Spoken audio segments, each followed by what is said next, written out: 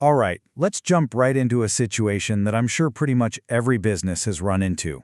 You've got a customer who pays you from one state, but they want the product shipped to a completely different state. So how do you handle that in TallyPrime? Getting this whole build to versus ship to thing right isn't just about tidy books. It's absolutely crucial for staying compliant with GST. Okay, so here's our game plan for today. We're going to start by really understanding this shipping address puzzle. Then we'll walk through the two main ways this plays out, when the buyer pays and when the person receiving the goods pays. After that, we'll lock in the exact settings you need for accuracy, and we'll finish up with some pro tips to make sure you're totally compliant. You know, this isn't some weird, rare problem that only happens once in a blue moon. It's a daily thing for any business that's growing. And the good news is, TallyPrime has a really clean, elegant way to handle it. You just got to know where to look. So, let's get specific. Imagine your customer is in Maharashtra. They pay you, but they ask you to ship the goods directly to their client over in Gujarat. Now the big questions are, who is your actual party? And, for tax purposes, what's the place of supply? The answer to that last one directly impacts your GST, so you absolutely have to get it right. And you know what? TallyPrime actually makes this super simple by boiling it all down to just two clear methods. It all comes down to answering one single question.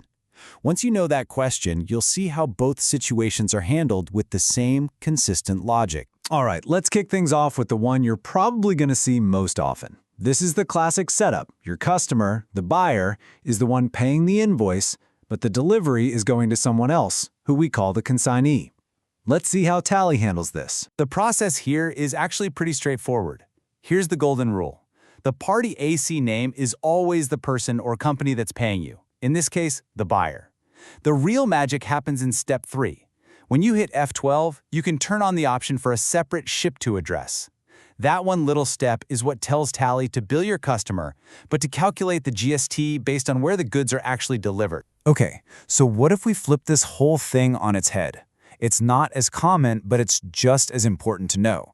This is when the person receiving the goods, the consignee, is also the one who's going to pay you for them, even if somebody else placed the order. And here's the beautiful part. Notice how the fundamental logic doesn't change.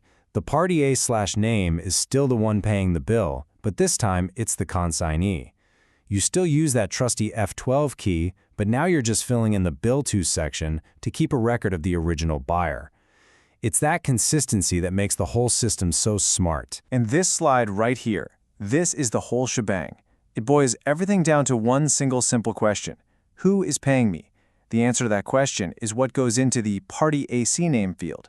You get that right, and everything else just falls perfectly into place. Okay, so knowing the what is great, but now we need to nail down the how.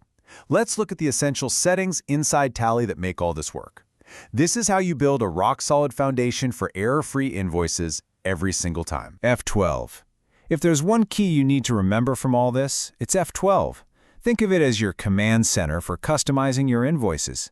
Instead of digging around in menus, it gives you all the control you need right from the voucher screen, exactly when you need it. What's so cool about this is how these settings create a perfect domino effect for you. First, you enable the separate bill to/ship to details. That action then lets you define the correct place of supply. And once you do that, Tally automatically knows whether to apply IGST for an interstate sale or CGST, SGST for an intrastate one. It's a flawless chain of logic. So you've got the mechanics down, but let's take it a step further. How do you go from just doing it to making your entire process absolutely bulletproof? This is about making sure you're not just compliant today, but you're organized for whatever comes next. Think of this less as a checklist and more as your business's defense strategy. Clear documentation with both addresses, that's your proof. Custom invoice templates, they stop any confusion for your customers. Regular reconciliation, that's your early warning system for any mistakes. And separate ledgers, well, that just makes reporting a breeze down the line. And finally, this is really, really important to remember. TallyPrime is an incredible tool, for sure, but it's not an accountant. When you run into complex situations that are unique to your business, a qualified accountant is your best friend. They can help you navigate all the little nuances where software needs that human touch. So I'll leave you with this question. Once you master these details, are you just punching in numbers to create invoices? Or are you building a truly reliable, transparent, and audit-proof financial system for your business? Because that is the real difference between just doing the accounting and actually mastering your financial controls. To keep mastering skills just like this and really level up your Tally game, you can subscribe to TallySchool to learn Tally for 100% free.